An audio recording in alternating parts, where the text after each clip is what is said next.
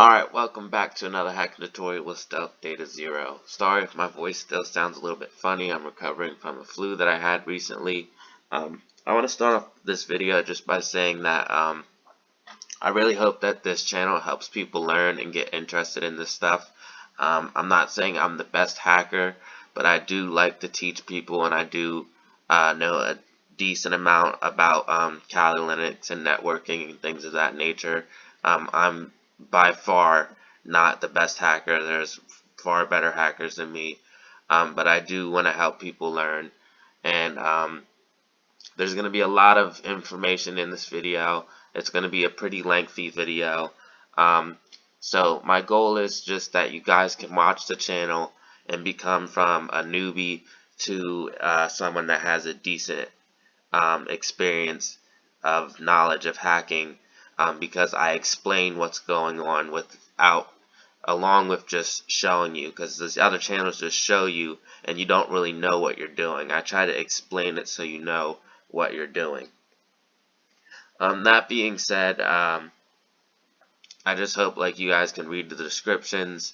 I kind of write articles in there basically, and watch the channel and become decent hackers.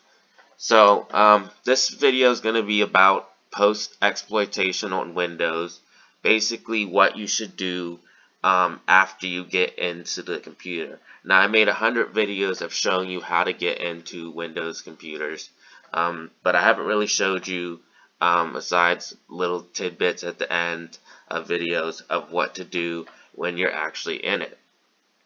So the main thing you want to worry about is remaining undetected. And then the second thing you want to do is make sure you have a way back into the computer, some kind of persistence or backdoor or something of that nature. And then the third thing you want to do is whatever you came to do, whether it's get files, information, pictures, or whatever the case may be. And then the last thing you want to do is clear your tracks.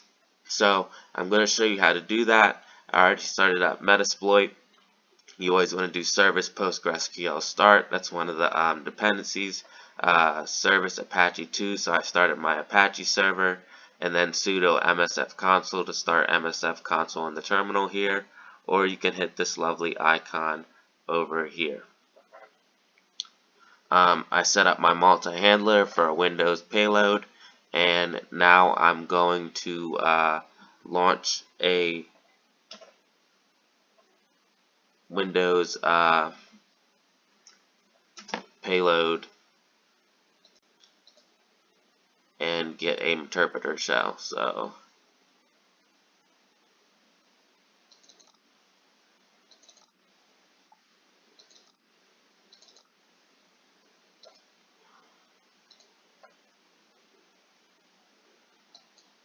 okay, so now I have my Metepreter shell on my classic attack box, get owned Windows XP box. So I like to do system info just to make sure my Metepreter system is nice and strong and running good. And then you can always hit the help command to get all the commands in a description. So the first thing you want to do is maybe get system to try to elevate your privileges if you're not running as admin or system. So I'm going to hit get system. Try to escalate my privileges. And then the very next thing you want to do is worry about remaining undetected. So you want to hit PS to get the process list. And most people will tell you the best processes to be under is Explorer.exe, which is this process right here, or the LSAS process.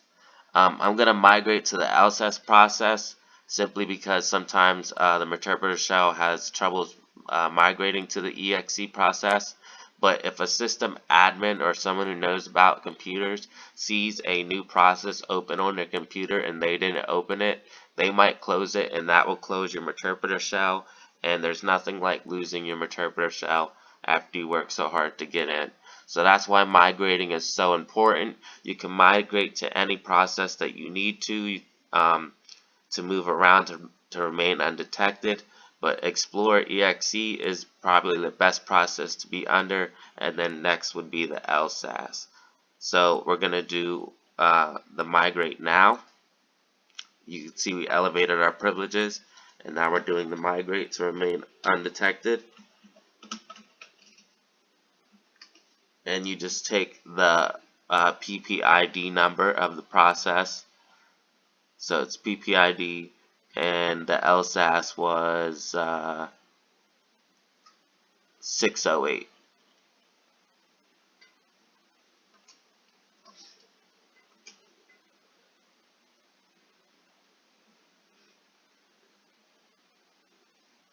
And you can see I had a successful migrate.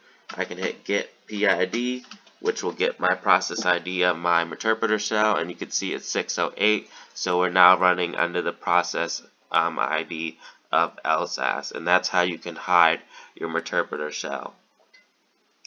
Again, EXE and LSAS are the ones you should be under. So we got in, we escalated our privileges, and then we migrated it to avoid detection. So the very next thing we want to do is how are we going to get back into the system? Are we going to upload a backdoor? Are we going to use the Metepreter shell's persistence options? And if you hit run persistence tac H, that will bring up the persistence help list, and I'll explain that just here in a second. It's going to take a second to load.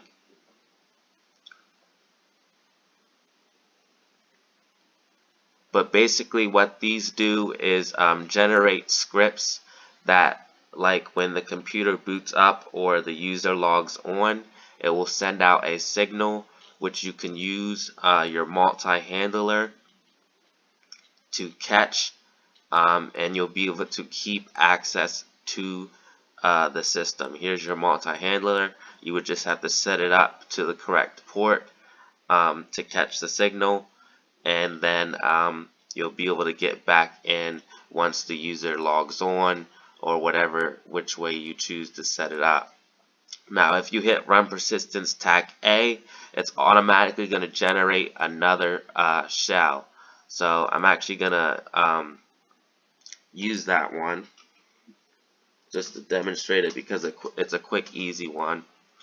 And it's just going to give me another shell.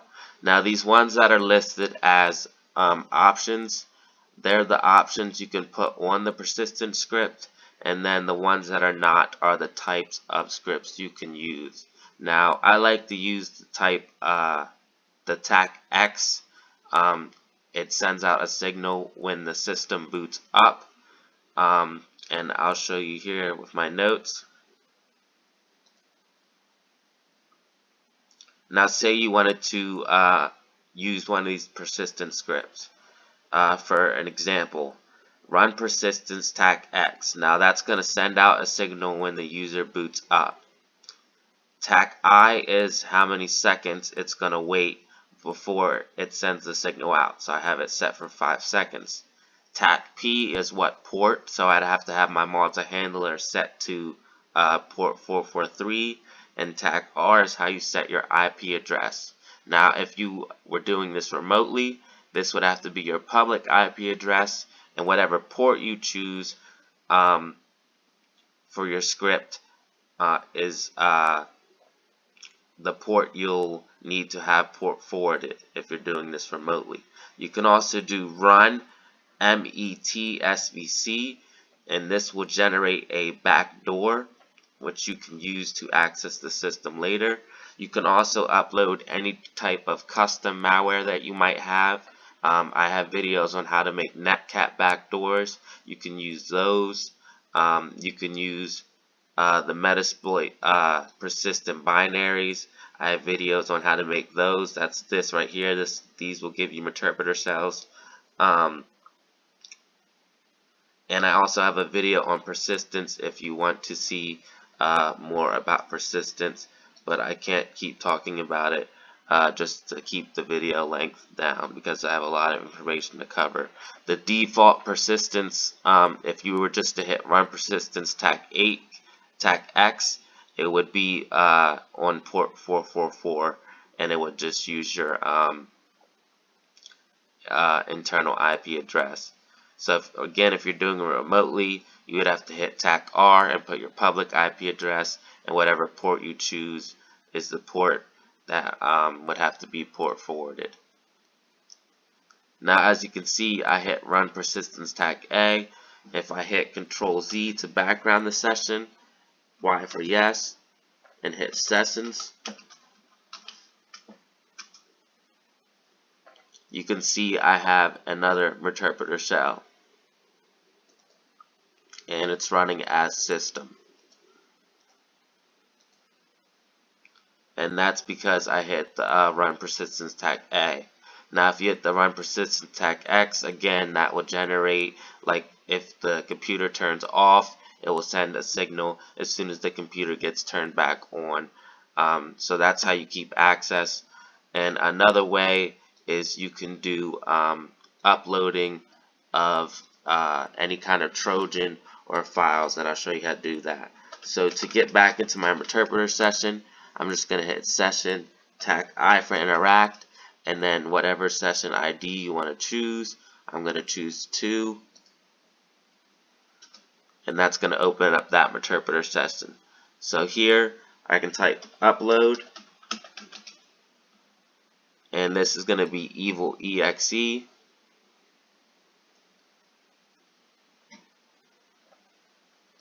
and hit enter, and that will actually upload that file to the target computer. Now I'm going to hit Control Shift T, MSF console to start Metasploit again, and I'll show you how that can be used as well to get another Metepreter shell. I would have to go into the shell, and this is the command prompt of the Windows computer. You're actually issuing commands on the computer. Another thing you could do is like start Firefox and then type in a beef hooked website or the beef hook demo page, and it would open up Firefox. Now obviously this is very noticeable. If someone was at the computer, they would see that their browser just randomly opened, but it would actually open up Firefox to a beef hooked web page, so you could do something like that. Again, that would be very noisy. Uploading files is very noisy. If you want to tell the file where to go afterwards, it would be like upload, drag the file in, and then hit /C double dot, and it would go to the C drive, for instance.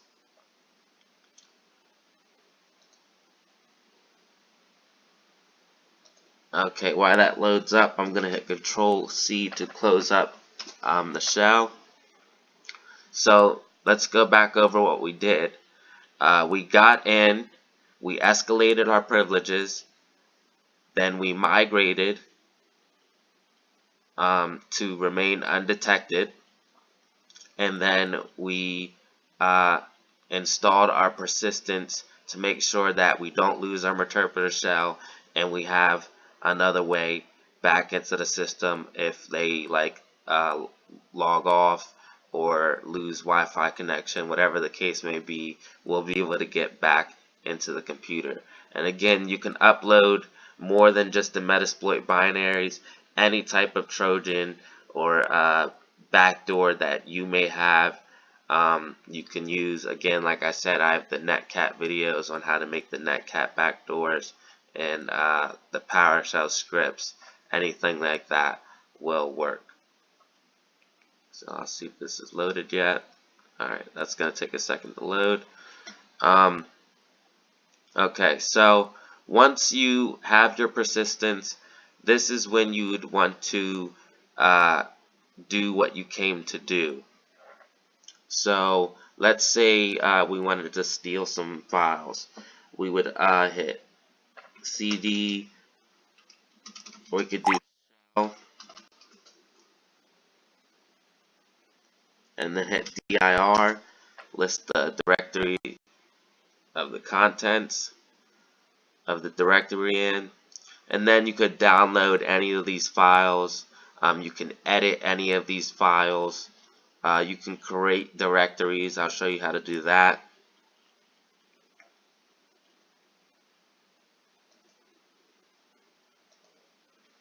So I'm going to back out of the shell.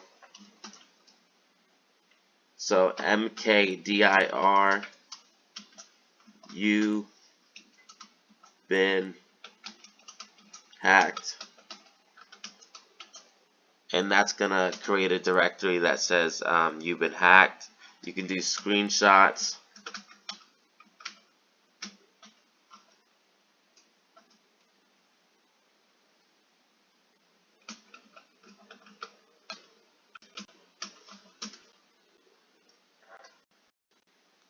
You can also mess around with the camera.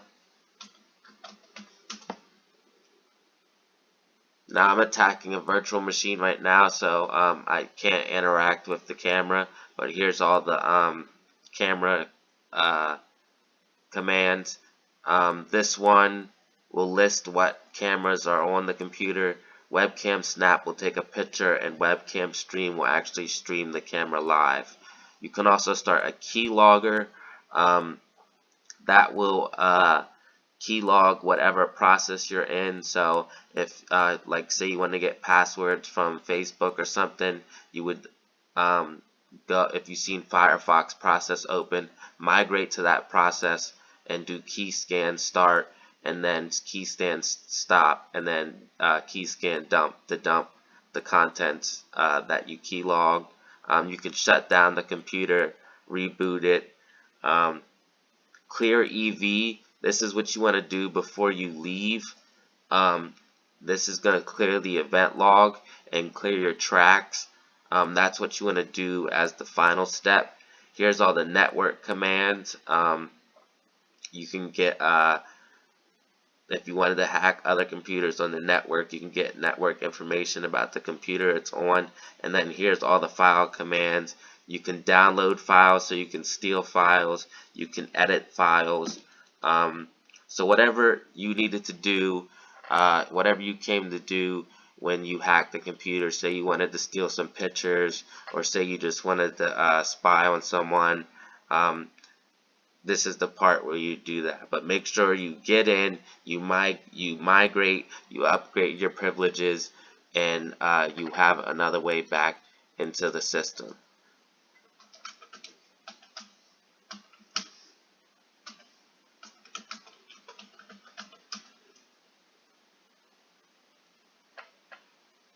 So what I'm going to do right now is actually start the Trojan Evil EXE and get another shell that way.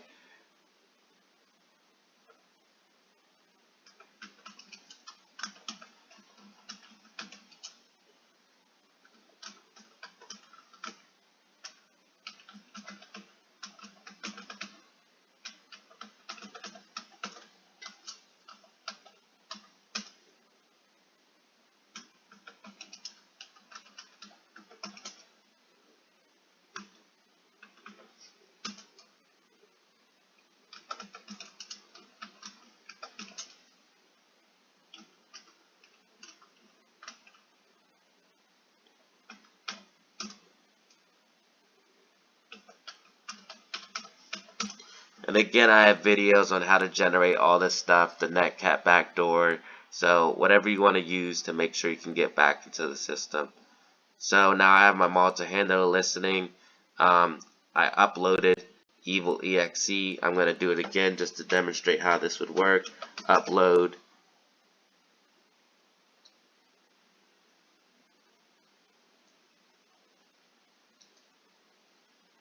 And then if you wanted to tell it where to go, you would hit like C dot or dot, for instance.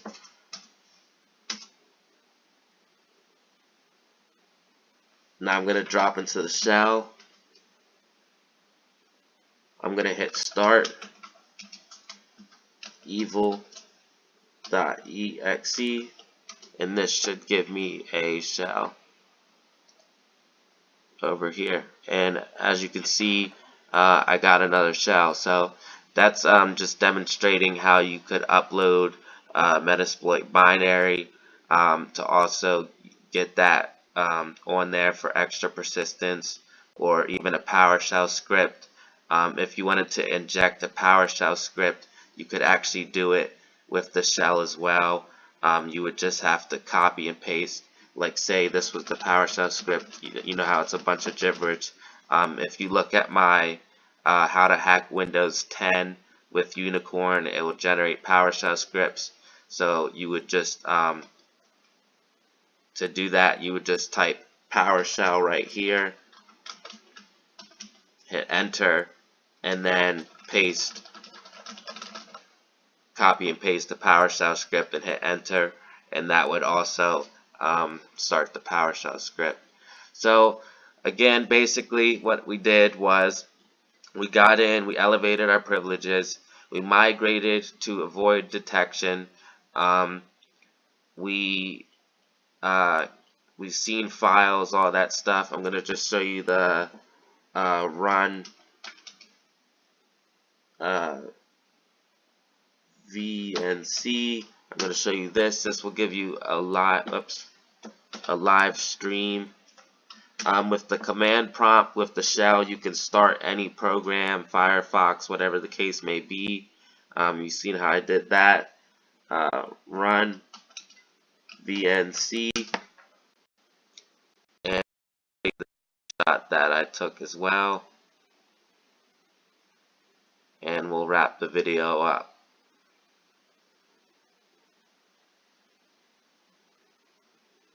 So let's say we want, our goal was to get a screenshot of the computer and steal a file. So we downloaded the file to our system. All you'd have to do is go to the file. You can hit DI. I'll show you how to list the files here in a second.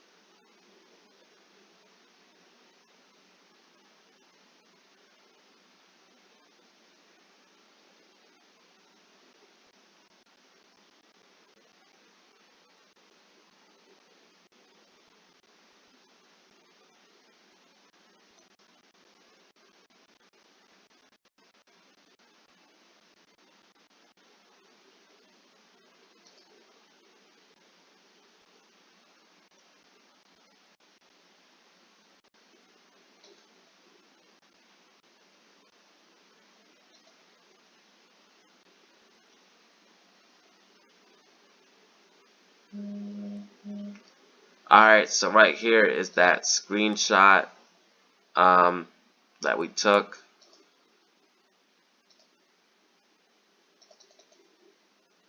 It was always saved in your root folder. The run VNC is going to give you a live stream of the computer. That's opening up now. And again, this is kind of noisy because it drops a payload.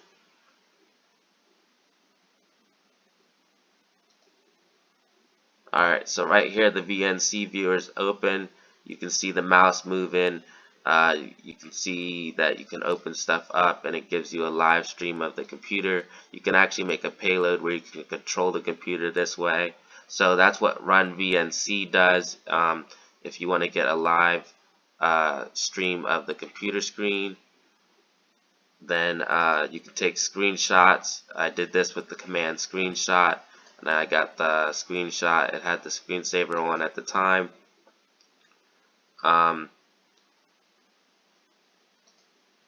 And if you wanted to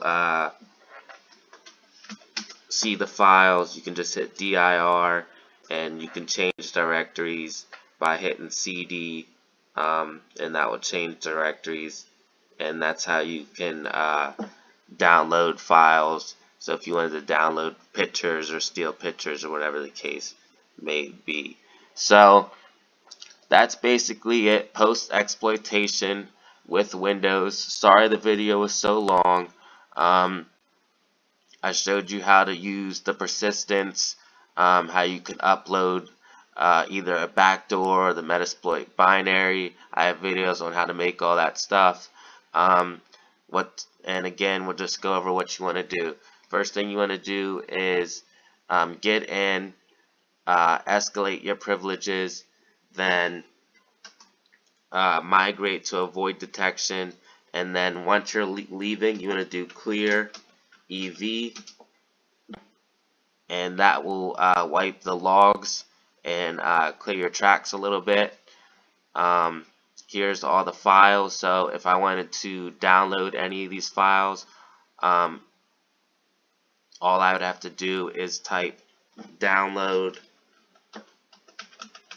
and then the file name, and you can steal pictures or whatever the case may be. So real quick, just recap. You get in, escalate your privileges, migrate to remain undetected. Make sure you have another way in, whether you use persistence by the Metepreter or you upload a backdoor or a Trojan. Then do what you need to do, get your files, do what you came there to do, and then hit clear EV to clear your tracks, to clear the event viewer.